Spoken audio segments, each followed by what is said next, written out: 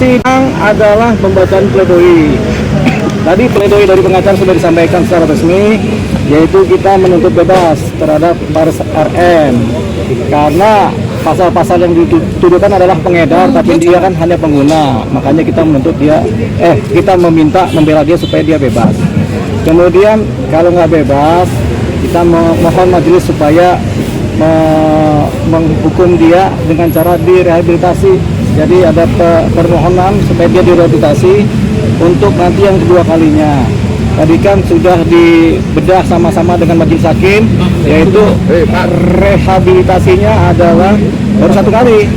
Begitu di perkara yang ketiga, ini perkara yang keempat ini kita memohon rehabilitasi yang kedua kalinya. Memang dalam ilmu rehabilitasi ada diberikan kesempatan sampai 3 kali untuk direhab.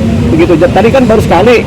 Ini mudah-mudahan kali kedua dikabulkan oleh hakim sebagai rehabilitasi yang kedua. Jadi itu yang kita mohonkan tadi. Dan hakim juga sudah membedah tadi dalam persidangan soal rehabilitasi. Hakim menanyakan juga kepada saudara Faris RM, rehabilitasinya keberapa tadi? Baru 1 kali. Dijelaskan, oh ya baru 1 kali, berarti ada kemungkinan rehabilitasi kedua. Gitu. Jadi masih ada kesempatan 2 kali lagi rehabilitasi. Itu yang kemudian dibedah tadi kan.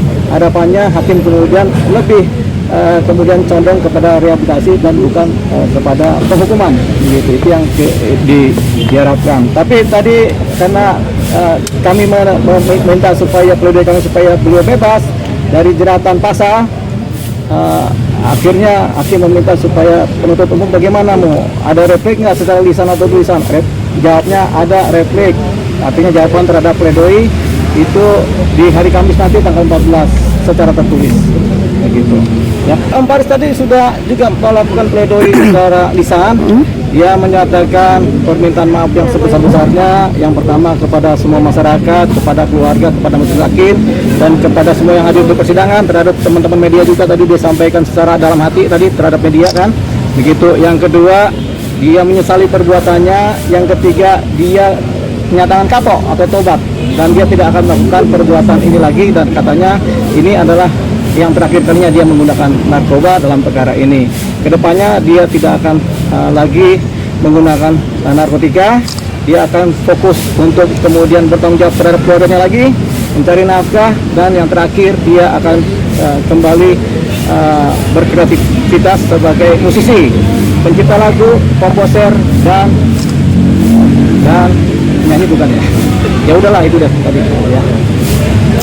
Tapi tetap berarti tetap keinginan dari Om Faris dan Bang Dio sendiri untuk direhab ya? Iya, tentunya direhabilitasi. Makanya tadi ada pertanyaan dari majelis hakim juga kepada Faris RM, sudah berapa kali Anda direhabilitasi?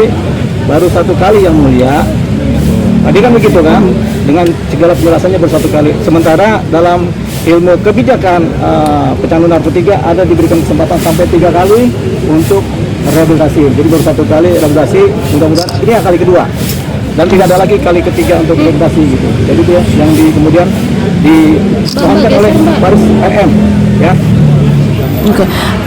Berarti pasal yang dituntutkan ke Om Faris tetap yang itu atau gimana sih Bang?